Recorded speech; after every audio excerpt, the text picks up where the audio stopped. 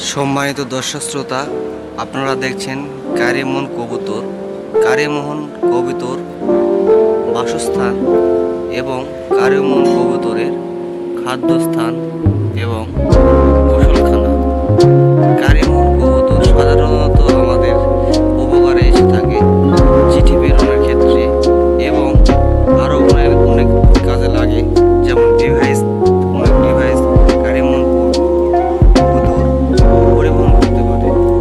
এরা সাধারণত উড়তে পছন্দ করে এবং খেতে পছন্দ করে। তা দেখতে পাচ্ছেন আপনারা এখানে খাবার হিসাবে নিচে আছে, এগুলো তারা খায় এবং তারা প্রতিনিয়ত পরিষ্কার পরিচ্ছন্ন থাকতে পছন্দ করে। এই জন্য তাদেরকে গোসল করার জন্য একটি সুন্দর জায়গা দিয়ে দেওয়া হয়েছে এবং তারা রাতের বেলা এখানেই থাকে এবং উঠতে পছন্দ করে। এই খাঁচার মধ্যে তারা উঠতে থাকে।